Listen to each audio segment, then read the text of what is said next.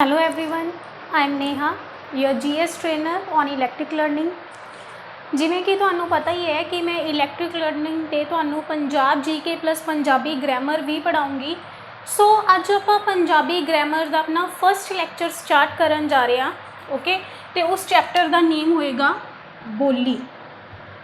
Chapter ਦਾ ਨੇਮ ਹੈ ਬੋਲੀ।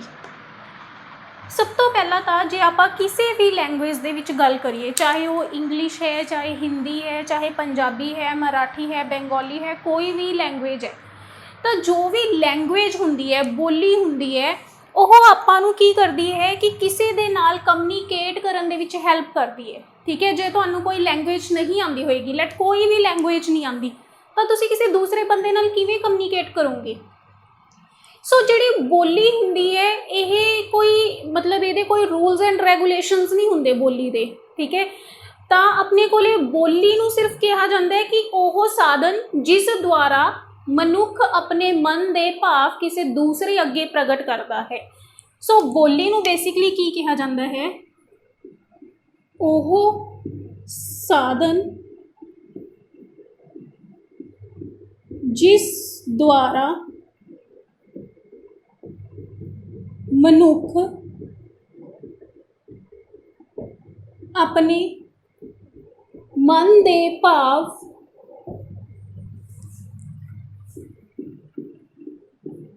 ਕਿਸੇ ਦੂਸਰੇ ਅੱਗੇ ਪ੍ਰਗਟ ਕਰਦਾ ਹੈ। ਹੁਣ ਦੇਖੋ ਇਸ ਚੀਜ਼ ਦਾ ਕੀ ਮਤਲਬ ਹੈ। ਹੁਣ ਬੋਲੀ ਕੁਝ ਵੀ ਹੋ ਸਕਦੀ ਹੈ, ਜਿਵੇਂ ਆਪਾਂ ਕਹਿੰਦੇ ਆ ਨਾ ਕਿ ਮਦਰ ਲੈਂਗੁਏਜ, ਮਾਂ ਬੋਲੀ।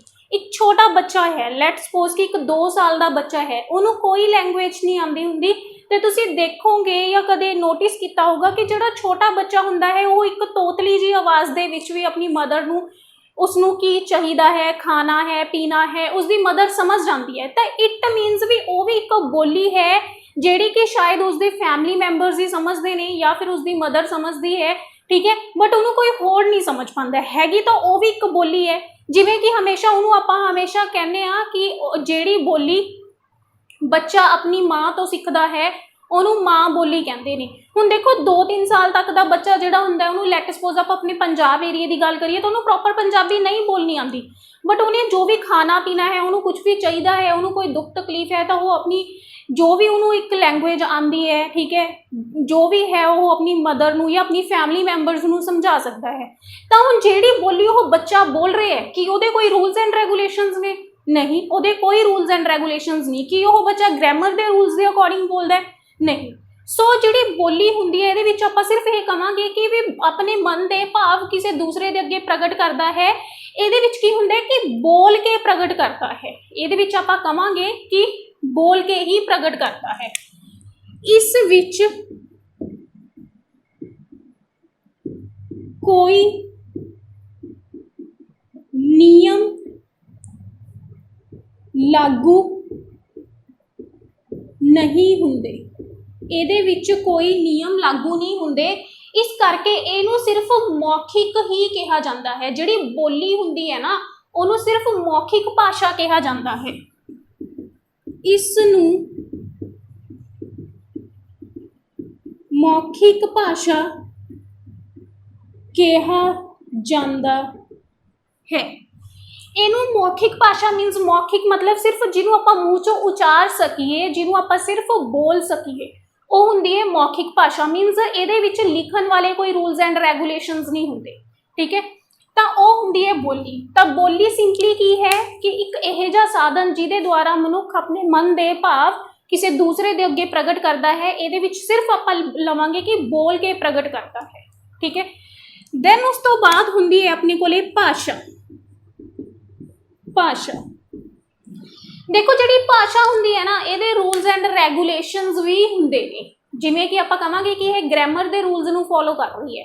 ਜੇ ਹੁਣ ਮੈਂ ਤੁਹਾਨੂੰ ਪੜ੍ਹਾ ਰਹੀ ਹਾਂ ਤਾਂ ਮੈਂ ਜਿਹੜੀ ਇਹ ਭਾਸ਼ਾ ਬੋਲ ਰਹੀ ਹਾਂ ਤਾਂ ਮੈਨੂੰ ਲਿਖ ਵੀ ਸਕਦੀ ਹਾਂ, ਮੇਰੇ ਕੋਲ ਇਹ ਪੂਰੇ ਪ੍ਰੋਪਰ ਗ੍ਰਾਮੈਟੀਕਲ ਰੂਲਸ ਨੇ। ਠੀਕ ਹੈ, ਤਾਂ ਮੈਂ ਜੋ ਵੀ ਬੋਲ ਰਹੀ ਹਾਂ ਤੁਹਾਨੂੰ ਇੱਕ ਪ੍ਰੋਪਰ ਗ੍ਰਾਮੈਟਿਕ ਰੂਲਸ ਦੇ ਅਕੋਰਡਿੰਗ ਜਿਹੜੀ ਪੰਜਾਬੀ ਲਿਖੀ ਹੋਈ ਹੈ ਉਸ ਦੇ ਅਕੋਰਡਿੰਗ ਬੋਲ ਰਹੀ ਹਾਂ। ਇਹ ਨਹੀਂ ਹੈਗਾ ਕਿ ਮੈਂ ਕੁਝ ਵੀ ਇੱਧਰ ਉੱਧਰ ਦੇ ਵਰਡਸ ਬੋਲ ਰਹੀ ਹਾਂ ਤੇ ਤੁਹਾਨੂੰ ਸਮਝ ਹੀ ਨਾ ਆਵੇ। ਠੀਕ ਹੈ, ਸੋ ਭਾਸ਼ਾ ਨੂੰ ਕਹਿੰਦੇ ਨੇ ਕਿ ਉਹ ਸਾਧਨ ਜਿਸ ਦੁਆਰਾ, ਭਾਸ਼ਾ ਕੀ ਹੁੰਦੀ ਹੈ? ਉਹ ਸਾਧਨ ਜਿਸ ਦੁਆਰਾ ਮਨੁੱਖ ਆਪਣੇ ਮਨ ਦੇ ਭਾਵ ਕਿਸੇ ਦੂਸਰੇ ਵਿਅਕਤੀ ਅੱਗੇ ਲਿਖ ਕੇ ਜਾਂ ਫਿਰ ਬੋਲ ਕੇ ਪ੍ਰਗਟ ਕਰਦਾ ਹੈ। ਜਿਹੜੀ ਭਾਸ਼ਾ ਹੁੰਦੀ ਹੈ ਆਪਾਂ ਨੂੰ ਲਿਖ ਤਾਂ ਸਕਦੇ ਹੀ ਆ ਤੇ ਓਬਵੀਅਸਲੀ ਬੋਲ ਵੀ ਸਕਦੇ ਆ। ਹੁਣ ਜੋ ਮੈਂ ਬੋਲ ਰਹੀ ਹਾਂ ਇਹ ਇੱਕ ਭਾਸ਼ਾ ਹੈ, ਠੀਕ ਹੈ। ਲੈਟ ਸਪੋਜ਼ ਕਿ ਹੁਣ ਮੈਂ ਗ੍ਰਾਮਰ ਦੇ ਰੂਲਸ ਨਹੀਂ ਫੋਲੋ ਕਰ ਰਹੀ। ਆਪਾਂ ਕਈ ਵਾਰੀ ਹੁੰਦਾ ਹੈ ਨਾ ਕਿ ਘਰ ਦੇ ਵਿੱਚ ਪੰਜਾਬੀ ਬੋਲਦੇ ਹਾਂ ਤਾਂ ਉਹਦਾ ਕੋਈ ਲੈਟ ਸਿਰ ਮੂੰਹ ਨਹੀਂ ਹੁੰਦਾ ਹੈ ਨਾ, ਆਪਾਂ ਕੁਛ ਵੀ ਬੋਲ ਦਿੰਦੇ ਆ, ਬਟ ਆਪਣੇ ਪੇਰੈਂਟਸ ਨੂੰ, ਆਪਣੇ ਬ੍ਰਦਰ ਸਿਸਟਰਸ ਨੂੰ ਉਹ ਲੈਂਗੁਏਜ ਹੈ ਜਿਹੜੀ ਸਮਝ ਆ ਰਹੀ ਹੁੰਦੀ ਹੈ। ਬਟ ਜਦੋਂ ਆਪਾਂ ਲੈਟ ਮੈਂ ਟੀਚ ਕਰ ਰਹੀ ਹਾਂ ਤਾਂ ਇਹ ਮੈਂ ਭਾਸ਼ਾ ਬੋਲ ਰਹੀ ਹਾਂ। ਓਕੇ, ਸੋ ਭਾਸ਼ਾ ਕੀ ਹੁੰਦਾ ਹੈ? ਉਹ ਸਾਧਨ ਜਿਸ ਦੁਆਰਾ ਵਿਅਕਤੀ ਆਪਣੇ ਮਨ ਦੇ ਭਾਵ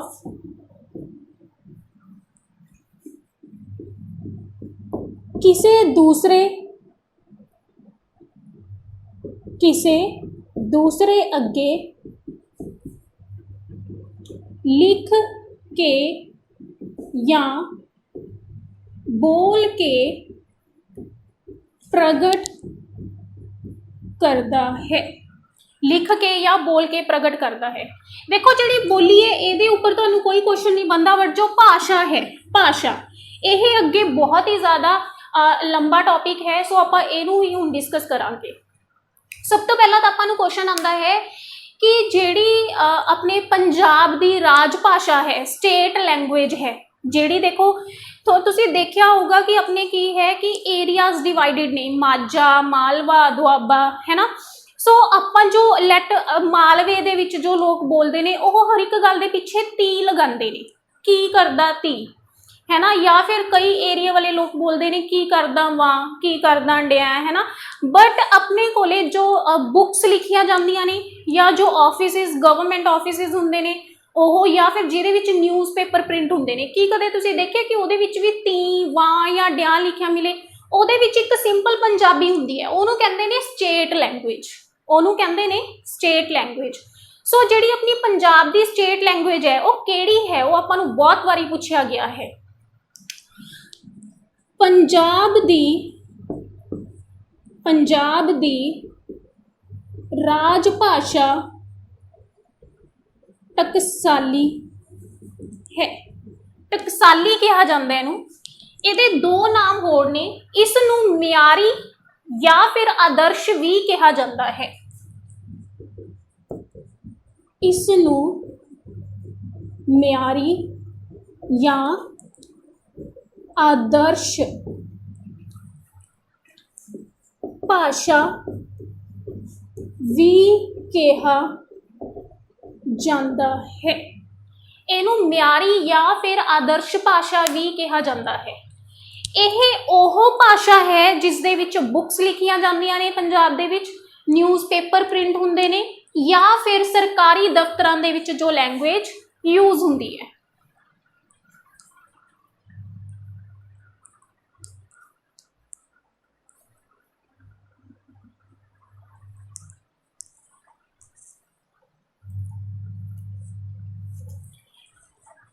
ਨੈਕਸਟ ਉਸ ਤੋਂ ਬਾਅਦ ਆਪਣੇ ਕੋਲੇ ਜੋ ਭਾਸ਼ਾ ਦੇ ਵਿੱਚ ਕੁਐਸਚਨ ਆਉਂਦਾ ਹੈ ਉਹ ਇਹ ਆਉਂਦਾ ਹੈ ਕਿ ਭਾਸ਼ਾ ਦੀ ਛੋਟੀ ਤੋਂ ਛੋਟੀ ਇਕਾਈ ਕਿਹੜੀ ਹੈ?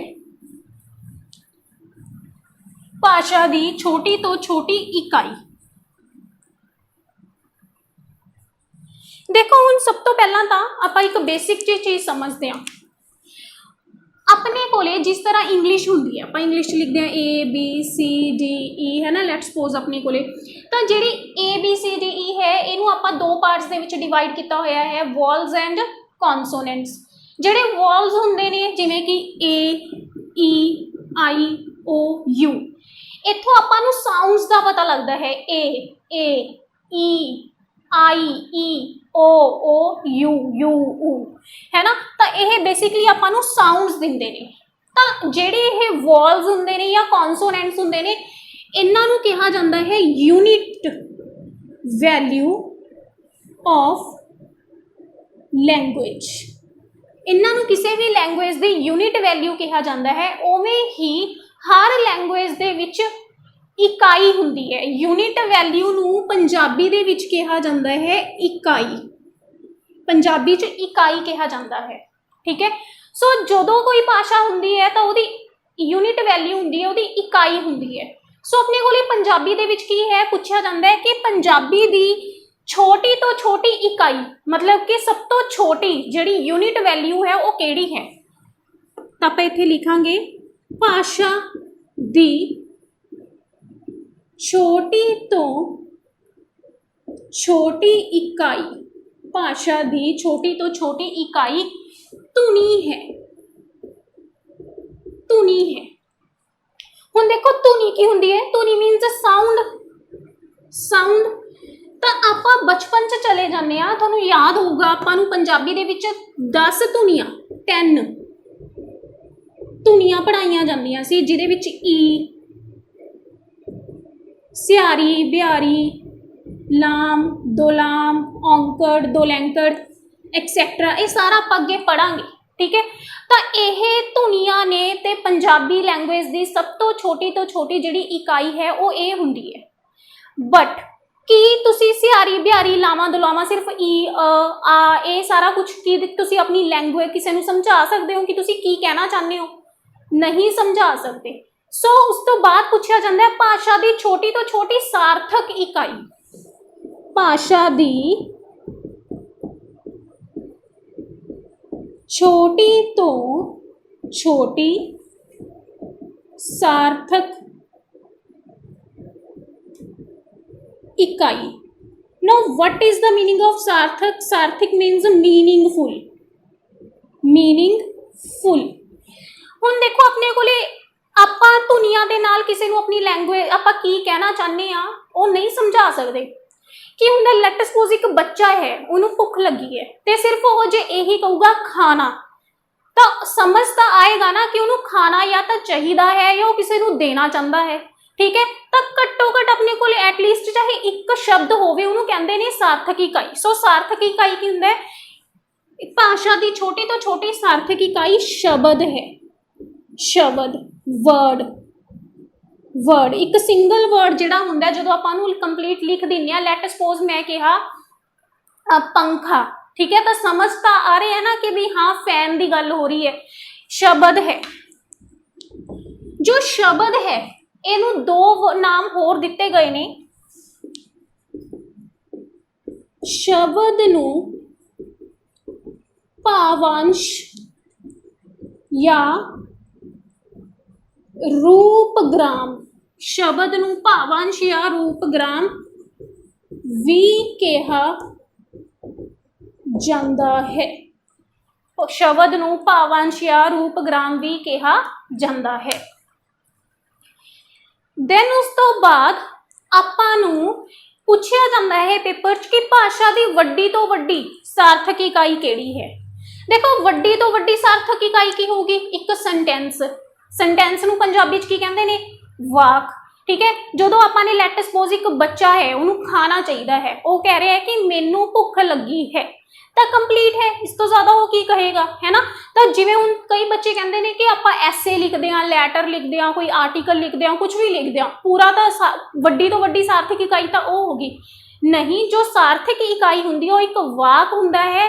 ਜੋ ਐਸੇ, ਲੈਟਰ, ਆਰਟੀਕਲਸ ਵਗੈਰਾ ਹੁੰਦੇ ਨੇ ਉਹ ਵਾਕਾਂ ਨੂੰ ਜੋੜ ਜੋੜ ਕੇ ਬਣਦੇ ਨੇ। ਠੀਕ ਹੈ, ਸੋ ਇੱਥੇ ਆਪਾਂ ਲਿਖਾਂਗੇ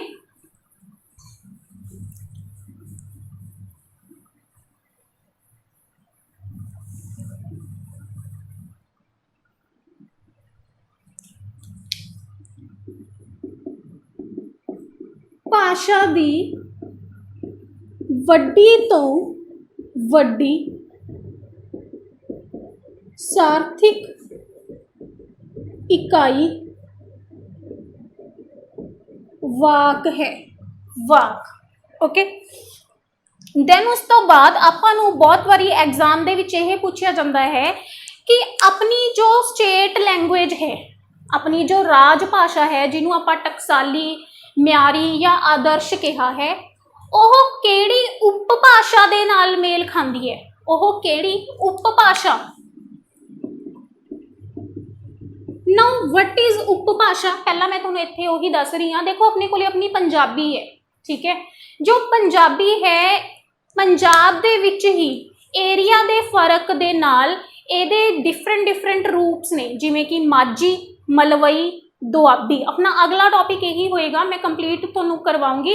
बट इत्थे एक पॉइंट है, सुन लो कि जो पूछा जाता है कि जिहड़ी अपनी टकसाली भाषा है उस किहदे नाल सिमिलर है, किहड़ी उपभाषा नाल मेल खांदी है, तां आंसर विल बी माझी। ठीक है। सो इत्थे आपां लिखांगे पंजाब दी राज भाषा माझी उप भाषा नाल मेल खांदी है। यह क्वेश्चन बहुत बारी एग्जाम दे विच रिपीट होया है कि पंजाब दी उपभाषा किहड़ी भाषा नाल मेल खांदी है। देन उस तो बाद अपना जो अगला टॉपिक है भाषा दे विच ही, वो है उपभाषा। वो है उपभाषा।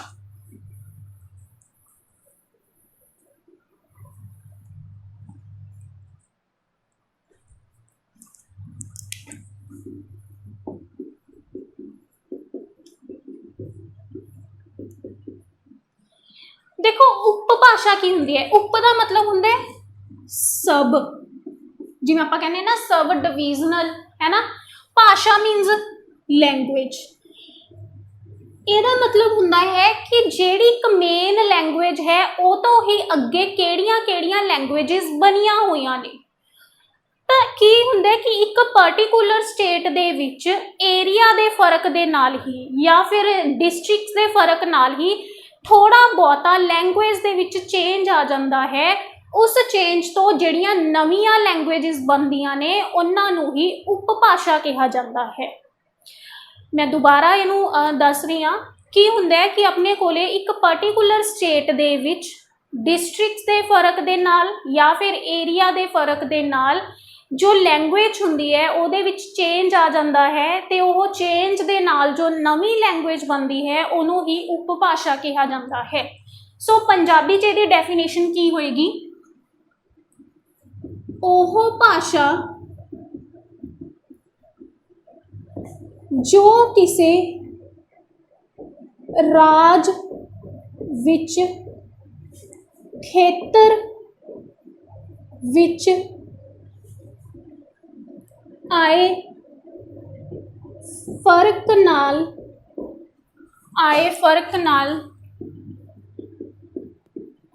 बनती है,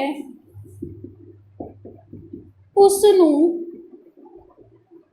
उपभाषा कहा जाता है। उसनूं उपभाषा कहा जाता है। तो हुण देखो अपने कोले की है, जो अपनी पंजाब है, जो अपना हुण प्रेजेंट पंजाब है, ਇਹਦੇ ਵਿੱਚ 4 उपभाषावां बोलियां जांदियां हन। ठीक है। सो इत्थे आपां लिखांगे अजोके पंजाब विच 4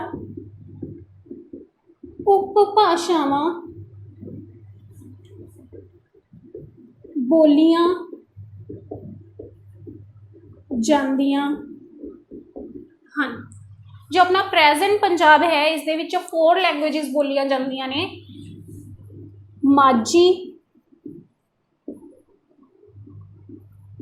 मलवई, दुआबी, पुआधी। ਇਹ 4 ने ਜਿਹੜੀਆਂ ਬੋਲੀਆਂ ਜਾਂਦੀਆਂ ਨੇ, ਤੇ ਹੁਣ ਆਪਾਂ ਇਹਨਾਂ ਨੂੰ ਹੀ डिटेल ਦੇ ਵਿੱਚ ਪੜਾਂਗੇ। Note down.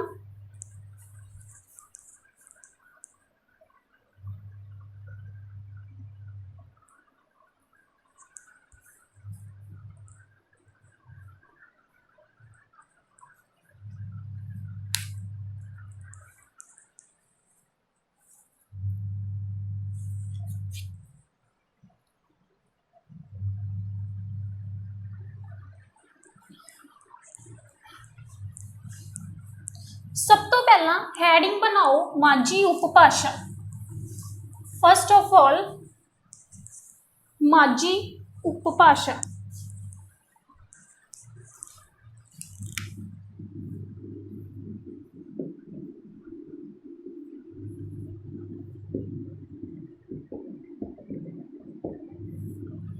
हाँ जी, देखो सब तो पहला तो अपने कोले जो माझी उपभाषा है ਇਹ ਕੀ ਹੁੰਦੀ ਹੈ। ਸਭ ਤੋਂ ਪਹਿਲਾਂ ਤਾਂ ਆਪਣੇ ਕੋਲ ਇਹ ਏਰੀਆਜ਼ ਜਿਹੜੀਆਂ ਇਹ ਨਾਮ ਨੇ ਇਹ ਕਿਵੇਂ ਡਿਵਾਈਡ ਹੋਏ।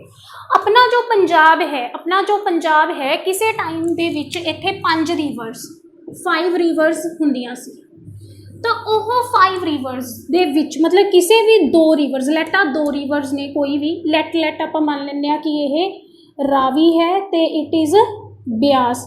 ਤਾਂ ਕੋਈ ਵੀ 2 ਰਿਵਰਸ ਦੇ ਵਿਚਕਾਰ ਜਿਹੜਾ ਏਰੀਆ ਹੁੰਦਾ ਸੀ ਉਹਨੂੰ ਕਹਿੰਦੇ ਸੀ ਦੁਆਬ।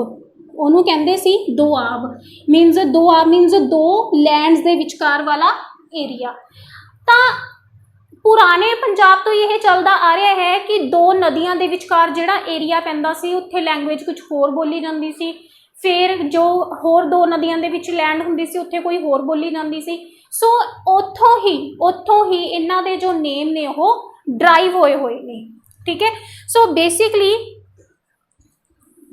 ਕੀ ਹੈ ਕਿ ਆਪਣੇ ਕੋਲੇ ਇਹ ਏਰੀਆਜ਼ ਦੇ ਨਾਮ ਤੋਂ ਆਪਾਂ ਅੱਗੇ ਜਾ ਕੇ ਪੰਜਾਬ ਜੀਕੇ ਦੇ ਵਿੱਚ ਹੀ ਪੜ੍ਹਾਂਗੇ ਕਿ ਪੰਜਾਬ 'ਚ ਏਰੀਆਜ਼ ਨੇ ਮਾਝਾ, ਮਾਲਵਾ, ਦੁਆਬਾ, ਪੁਆਧਾ। ਤਾਂ ਉਹਨਾਂ ਦੇ ਨਾਮ ਤੋਂ ਹੀ ਇਹਨਾਂ ਦੇ ਨੇਮਸ ਨੇ। ਸੋ ਸਭ ਤੋਂ ਪਹਿਲਾਂ ਤਾਂ ਆਪਾਂ ਨੂੰ ਪੁੱਛਿਆ ਜਾਂਦਾ ਹੈ ਕਿ ਇਹ ਉਪਭਾਸ਼ਾ ਕਿਹੜੀਆਂ 2 ਨਦੀਆਂ ਦੇ ਵਿਚਕਾਰ ਬੋਲੀ ਜਾਂਦੀ ਹੈ। ਤਾਂ ਆਪਾਂ ਲਿਖਾਂਗੇ ਇਹ ਉਪਭਾਸ਼ਾ ਰਾਵੀ ਅਤੇ ਬਿਆਸ ਵਿਚਕਾਰ ਪੈਂਦੇ ਇਲਾਕੇ ਵਿੱਚ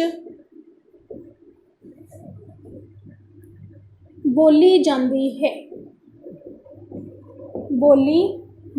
ਹੈ। ਇਹ ਉਪਭਾਸ਼ਾ ਰਾਵੀ ਤੇ ਬਿਆਸ ਵਿਚਕਾਰ ਪੈਂਦੇ ਇਲਾਕੇ ਵਿੱਚ ਬੋਲੀ ਜਾਂਦੀ ਹੈ। ਉਹਨੂੰ ਕਿਹਾ ਜਾਂਦਾ ਹੈ ਮਾਝੀ। ਤੇ ਹੁਣ ਦੇਖੋ ਇੱਥੇ ਬਿਆਸ ਤੇ ਰਾਵੀ ਇਹਨੂੰ ਕਹਿੰਦੇ ਨੇ ਬਾਰੀ। ਦੁਆਬ ਜਿਹੜਾ ਏਰੀਆ ਰਾਵੀ ਤੇ ਬਿਆਸ ਦੇ ਵਿੱਚ ਆਉਂਦਾ ਹੈ ਉਹਨੂੰ ਬਾਰੀ ਦੁਆਬ ਵੀ ਕਿਹਾ ਜਾਂਦਾ ਹੈ। ਬਾਰੀ BA ਲਿਆ ਗਿਆ ਹੈ ਬਿਆਸ ਤੋਂ ਤੇ ਰੀ ਲਿਆ ਗਿਆ ਹੈ ਰਾਵੀ ਤੋਂ। ਸੋ ਤੁਹਾਨੂੰ ਸਿੰਪਲੀ ਪੇਪਰ ਦੇ ਵਿੱਚ ਇਸ ਤਰ੍ਹਾਂ ਵੀ ਆ ਜਾਂਦਾ ਹੈ ਕਿ ਜਿਹੜਾ ਬਾਰੀ ਦੁਆਬ ਹੈ ਉਹਦੇ ਵਿੱਚ ਕਿਹੜੀ ਭਾਸ਼ਾ ਬੋਲੀ ਜਾਂਦੀ ਹੈ ਜਾਂ ਫਿਰ ਕਿਹੜੀ ਉਪਭਾਸ਼ਾ ਬੋਲੀ ਜਾਂਦੀ ਹੈ। ਤਾਂ ਆਪਣਾ ਆਨਸਰ ਹੋਏਗਾ ਕਿ ਬਾਰੀ ਦੁਆਬ ਦੇ ਵਿੱਚ ਮਾਝੀ ਉਪਭਾਸ਼ਾ ਬੋਲੀ ਜਾਂਦੀ ਹੈ। ਓਕੇ, ਉਸ ਤੋਂ ਬਾਅਦ ਆਪਾਂ ਨੂੰ ਐਗਜ਼ਾਮ ਦੇ ਵਿੱਚ ਕੁਐਸਚਨ ਇਹ ਵੀ ਆਉਂਦਾ ਹੈ ਕਿ ਕਿਹੜੇ ਡਿਸਟ੍ਰਿਕਟਸ ਦੇ ਵਿੱਚ ਕਿਹੜੀਆਂ ਲੈਂਗੁਏਜਸ ਬੋਲੀਆਂ ਜਾਂਦੀਆਂ ਨੇ। ਤੇ ਇਹ ਤੁਹਾਨੂੰ ਹਰ ਐਗਜ਼ਾਮ ਦੇ ਵਿੱਚ ਇੱਕ ਕੁਐਸਚਨ ਮਿਲੇਗਾ। ਫਸਟ ਆਫ ਆਲ ਤੁਹਾਨੂੰ ਪਤਾ ਹੋਣਾ ਚਾਹੀਦਾ ਹੈ ਕਿ ਜੋ ਆਪਣਾ ਪੰਜਾਬ ਹੈ ਉਹਦੇ ਵਿੱਚ ਟੋਟਲ 22 ਡਿਸਟ੍ਰਿਕਟਸ ਨੇ ਤੇ ਇਹ 22 ਦੇ 22 ਡਿਸਟ੍ਰਿਕਟਸ ਆਪਾਂ ਇਹਨਾਂ ਦੇ ਵਿੱਚ ਡਿਵਾਈਡ ਕਰਾਂਗੇ। ਸੋ ਜੋ ਮਾਝੀ ਹੈ ਇਹਦੇ ਵਿੱਚ ਟੋਟਲ 4 ਡਿਸਟ੍ਰਿਕਟਸ ਆਉਂਦੇ ਨੇ। 4 ਡਿਸਟ੍ਰਿਕਟਸ ਕਿਹੜੇ ਨੇ? ਗੁਰਦਾਸਪੁਰ, ਪਠਾਨਕੋਟ, ਅੰਮ੍ਰਿਤਸਰ, ਤਰਨਤਾਰਨ। ਇਹ ਚਾਰ ਡਿਸਟ੍ਰਿਕਟਸ ਵਾਲੇ ਏਰੀਏ ਨੂੰ ਬਾਰੀ ਕਿਹਾ ਜਾਂਦਾ ਹੈ। ਇਹਨਾਂ ਨੂੰ ਕਿਹਾ ਜਾਂਦਾ ਹੈ ਬਾਰੀ। ਤੇ ਇੱਥੇ ਕਿਹੜੀ ਲੈਂਗੁਏਜ ਬੋਲੀ ਜਾਂਦੀ ਹੈ? ਇੱਥੇ ਮਾਝੀ ਬੋਲੀ ਜਾਂਦੀ ਹੈ। ਆਪਾਂ ਨੂੰ ਪੇਪਰ ਦੇ ਵਿੱਚ ਬਹੁਤ ਵਾਰੀ ਕੁਐਸਚਨ ਆਉਂਦਾ ਹੈ। ਤੁਹਾਨੂੰ ਕੁਐਸਚਨ ਕਿਸ ਤਰ੍ਹਾਂ ਆਉਂਦਾ ਹੈ? ਹੇਠ ਲਿਖੇ ਕਿਹੜੇ ਜ਼ਿਲ੍ਹਿਆਂ ਵਿੱਚੋਂ ਮਲਵਈ ਨਹੀਂ ਬੋਲੀ ਜਾਂਦੀ? ਲੈਟ ਸਪੋਜ਼ ਤਾਂ ਉਹ 3 ਮਾਲਵੇ ਵਾਲੇ ਡਿਸਟ੍ਰਿਕਟ ਦੇ ਦੇਣਗੇ ਤੇ ਇੱਕ ਕੋਈ ਵੀ ਹੋਰ ਦੇ ਦੇਣਗੇ। ਉੱਥੋਂ ਆਪਾਂ ਨੇ ਉਹ ਐਲੀਮੀਨੇਟ ਕਰਨਾ ਹੁੰਦਾ ਹੈ। ਤੇ ਇਹ ਕੁਐਸਚਨ ਤੁਹਾਨੂੰ ਹਰ ਐਗਜ਼ਾਮ ਦੇ ਵਿੱਚ ਮਿਲੇਗਾ। This is all about the Majhi ਉਪਭਾਸ਼ਾ।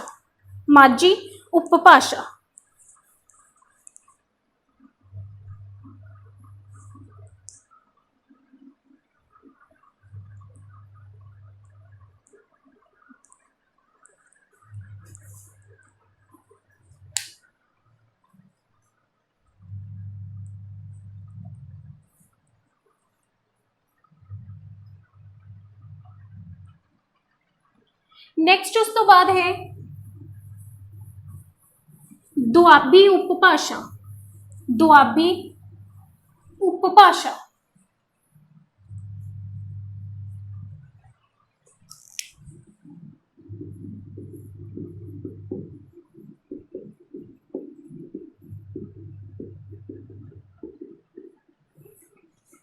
जो ਦੁਆਬੀ उपभाषा है यह ਕਿਹੜੀਆਂ ਰਿਵਰਸ ਦੇ ਵਿਚਕਾਰ ਬੋਲੀ ਜਾਂਦੀ ਹੈ? ਇਹ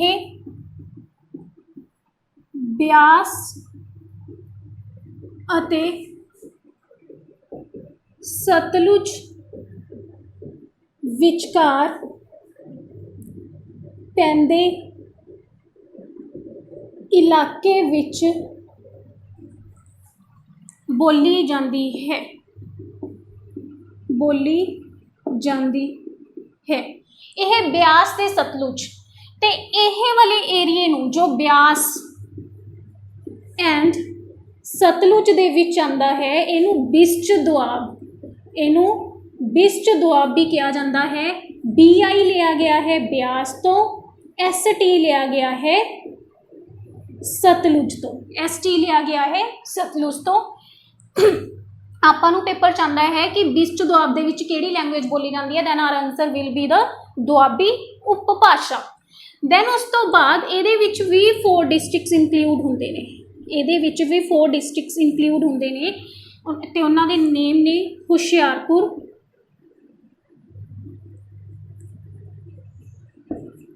ਕਪੂਰਥਲਾ, ਜਲੰਧਰ, ਨਵਾਂ ਸ਼ਹਿਰ, ਨਵਾਂ ਸ਼ਹਿਰ। ਹੁਸ਼ਿਆਰਪੁਰ, ਕਪੂਰਥਲਾ, ਜਲੰਧਰ, ਨਵਾਂ ਸ਼ਹਿਰ, ਇਹ 4 ਡਿਸਟ੍ਰਿਕਟਸ ਨੇ ਜੋ ਕਿ ਆਪਣੇ ਕੋਲੇ ਬਿਸਟ ਦੁਆਬ ਦੇ ਵਿੱਚ ਇਨਕਲੂਡ ਹੁੰਦੇ ਨੇ। ਤੇ ਇੱਥੇ ਕਿਹੜੀ ਭਾਸ਼ਾ ਬੋਲੀ ਜਾਂਦੀ ਹੈ? ਇੱਥੇ ਦੁਆਬੀ, ਇੱਥੇ ਦੁਆਬੀ ਬੋਲੀ ਜਾਂਦੀ ਹੈ।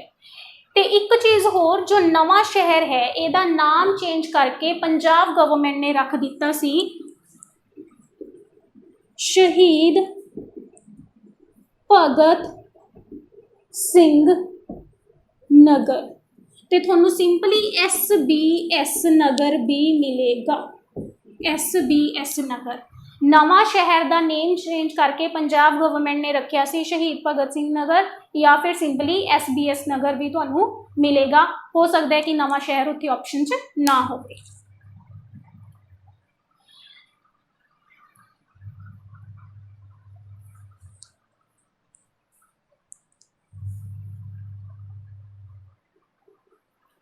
ਇਹ ਸੀ ਆਪਣੇ ਕੋਲੇ ਸਾਰਾ ਦਾ ਸਾਰਾ ਦੁਆਬੀ ਉਪਭਾਸ਼ਾ, ਦੁਆਬੀ ਉਪਭਾਸ਼ਾ।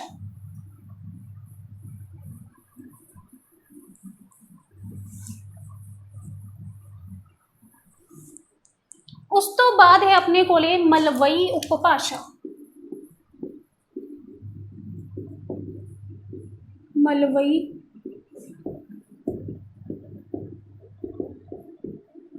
ਉਪਭਾਸ਼ਾ।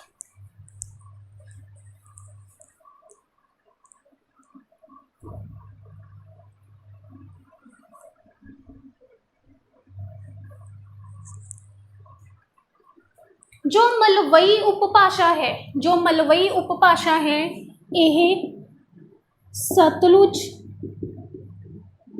ਅਤੇ ਘੱਗਰ ਵਿਚਕਾਰ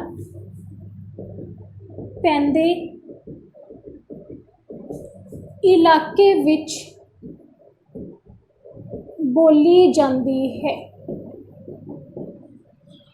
जो मलवई उपभाषा है यह सतलुज ते घग्गर, घग्गर अपने पंजाब की सीजनल रिवर है। पंजाब जीके दे विच ही आपां पढ़ांगे पंजाब दीयां रिवर्स, जिहदे विच आपां पढ़ांगे कि अपने कोले 2 तरह दीयां रिवर्स हुंदियां ने। एक हुंदियां ने पेरीनियल रिवर्स जो कि सारा साल वहंदियां ने, मतलब सारा साल फ्लो करदियां ने, ते दूसरियां हुंदियां ने सीजनल रिवर्स जो सिर्फ मॉनसून जो टाइम आता है जिवें कि जुलाई अगस्त वाला ज़्यादा उदों ही फ्लो करदियां ने। ते पंजाब दे विच इक्को ही सीजनल रिवर है, that is Ghaggar, that is Ghaggar. तो आपां पढ़ांगे, आपां इत्थे पढ़ रहे हैं सब तो पहला तो भाषा बारे, तो आपां उहदे बारे गल करते हैं। देखो हुण मैंने तुहानूं कहा सी कि अपने कोले टोटल 22 डिस्ट्रिक्ट्स ने, टोटल 22 डिस्ट्रिक्ट्स ने। इहदे विचों 4 डिस्ट्रिक्ट तो अपने कोले आ गए माझे दे विच, 4 आ गए दुआबे दे विच, ते पिछे 14 बचे। पिछे किन्ने बचे? 14। यह 14 दे विचों 12 डिस्ट्रिक्ट्स दा कंप्लीट ने, 12 डिस्ट्रिक्ट्स दा कंप्लीट ने, ते 2 डिस्ट्रिक्ट हाफ ने। किहदे विच? किहदे विच? ਮਲਵਈ ਦੇ ਵਿੱਚ। ਕਿਹਦੇ ਵਿੱਚ? ਮਲਵਈ ਦੇ ਵਿੱਚ। ਸੋ ਇੱਥੇ ਆਪਾਂ ਲਿਖਾਂਗੇ ਇਸ ਵਿੱਚ 12 ਜ਼ਿਲ੍ਹੇ ਪੂਰੇ, 12 ਜ਼ਿਲ੍ਹੇ ਪੂਰੇ ਅਤੇ 2 ਅੱਧੇ ਆਉਂਦੇ ਹਨ। ਇਹਦੇ ਵਿੱਚ 2 ਡਿਸਟ੍ਰਿਕਟਸ ਹਾਫ ਨੇ। ਤਾਂ ਦੇਖੋ ਇੱਥੇ ਆਪਾਂ ਕੀ ਹੈ ਕਿ ਪਹਿਲਾਂ ਮੈਂ ਤੁਹਾਨੂੰ ਦੱਸ ਦਿੰਦੀ ਹਾਂ ਕਿ 12 ਕਿਹੜੇ ਨੇ। ਸੋ ਆਪਾਂ ਲਿਖ ਰਹੇ ਹਾਂ ਫਿਰੋਜ਼ਪੁਰ, ਫਾਜ਼ਿਲਕਾ,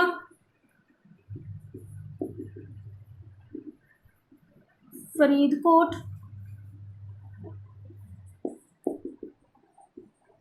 ਫਤਿਹਗੜ੍ਹ ਸਾਹਿਬ,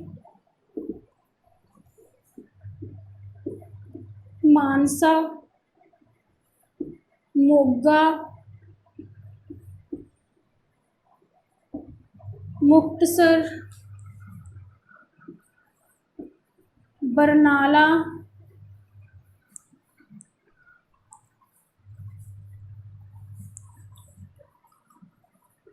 ਬਠਿੰਡਾ, ਫਿਰੋਜ਼ਪੁਰ। ਦੈਨ ਉਸ ਤੋਂ ਬਾਅਦ ਮੋਗਾ, ਮਾਨਸਾ, ਮੋਗਾ, ਬਰਨਾਲਾ, ਬਠਿੰਡਾ।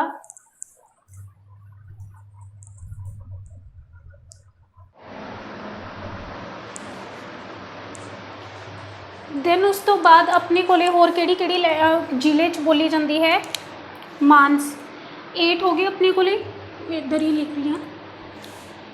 8th ਹੈ ਬਠਿੰਡਾ, ਮੋਹਾਲੀ, ਲੁਧਿਆਣਾ, ਰੋਪੜ।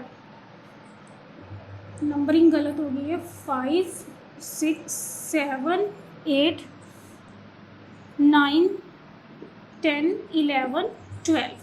ਤਾਂ ਆਪਣੇ ਕੋਲ 12 ਡਿਸਟ੍ਰਿਕਟਸ ਕੰਪਲੀਟ ਨੇ ਜਿਹਦੇ ਵਿੱਚ ਇਹ ਬੋਲੀ ਜਾਂਦੀ ਹੈ। ਫਿਰੋਜ਼ਪੁਰ, ਫਾਜ਼ਿਲਕਾ, ਫਰੀਦਕੋਟ, ਫਤਿਹਗੜ੍ਹ ਸਾਹਿਬ, ਮਾਨਸਾ, ਮੋਗਾ, ਮੁਕਤਸਰ, ਬਰਨਾਲਾ, ਬਠਿੰਡਾ, ਮੋਹਾਲੀ, ਲੁਧਿਆਣਾ, ਰੋਪੜ। ਇਹ ਤਾਂ ਨੇ 12 ਕੰਪਲੀਟ। ਤੇ 2 ਹਾਫ ਵਾਲੇ ਕਿਹੜੇ ਨੇ?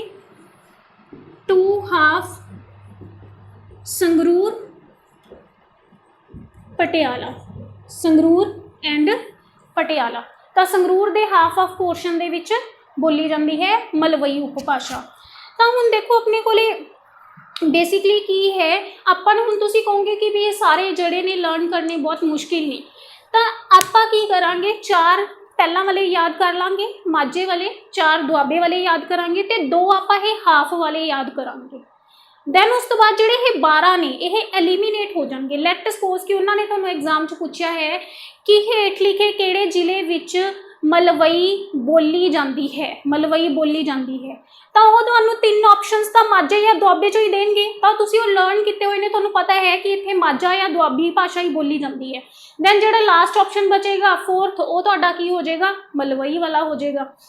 ਦੈਨ ਉਸ ਤੋਂ ਬਾਅਦ ਆਪਣੇ ਕੋਲ ਲਾਸਟ ਜਿਹੜੀ ਉਪਭਾਸ਼ਾ ਹੈ ਉਹ ਹੈ ਪੁਆਧੀ ਉਪਭਾਸ਼ਾ। ਲਾਸਟ ਵਾਲੀ ਹੈ ਪੁਆਧੀ ਉਪਭਾਸ਼ਾ।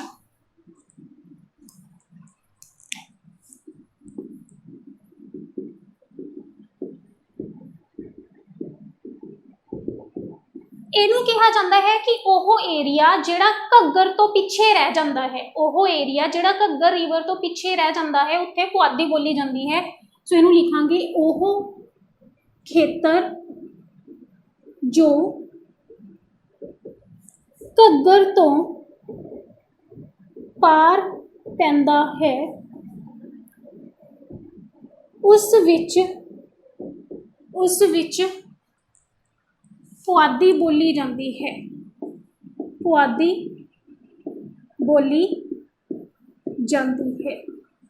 ਤੇ ਇਹਦੇ ਵਿੱਚ ਕਿਹੜੇ ਡਿਸਟ੍ਰਿਕਟਸ ਇਨਕਲੂਡ ਹੁੰਦੇ ਨੇ? ਕਿਹੜੇ ਡਿਸਟ੍ਰਿਕਟਸ ਆਣਗੇ? ਹਾਫ ਸੰਗਰੂਰ, ਹਾਫ ਪਟਿਆਲਾ ਤੇ ਇਹਦੇ ਵਿੱਚ ਅੰਬਾਲਾ ਵੀ ਆਉਂਦਾ ਹੈ। ਅੰਬਾਲਾ ਵੀ ਆਉਂਦਾ ਹੈ, ਬਟ ਇੱਥੇ ਜੋ ਅੰਬਾਲਾ ਹੈ ਹੁਣ ਕਿਹਦਾ ਪਾਰਟ ਹੈ, ਹਰਿਆਣਾ ਦਾ ਪਾਰਟ ਹੈ। ਸੋ ਆਪਾਂ ਨੂੰ ਕਦੇ ਵੀ ਅੰਬਾਲਾ ਵਾਲਾ ਨਹੀਂ ਪੁੱਛਿਆ ਜਾਂਦਾ ਪੇਪਰ 'ਚ ਕਿ ਉੱਥੇ ਕਿਹੜੀ ਭਾਸ਼ਾ ਬੋਲੀ ਜਾਂਦੀ ਹੈ। ਇਹ ਤਾਂ ਸੀ ਜੋ ਆਪਣੇ ਪ੍ਰੈਜ਼ੈਂਟ ਪੰਜਾਬ ਵਿੱਚ ਬੋਲੀਆਂ ਜਾਂਦੀਆਂ ਨੇ। ਬਾਕੀ ਥੋੜ੍ਹੀਆਂ ਬਹੁਤੀਆਂ ਭਾਸ਼ਾਵਾਂ ਨੇ ਜੋ ਆਪਣੇ ਪੁਰਾਣੇ ਪੰਜਾਬ 'ਚ ਬੋਲੀਆਂ ਜਾਂਦੀਆਂ ਸੀ, ਉਹਨਾਂ ਨੂੰ ਆਪਾਂ ਨੈਕਸਟ ਕਲਾਸ ਦੇ ਵਿੱਚ ਡਿਸਕਸ ਕਰਾਂਗੇ। Thank you so much.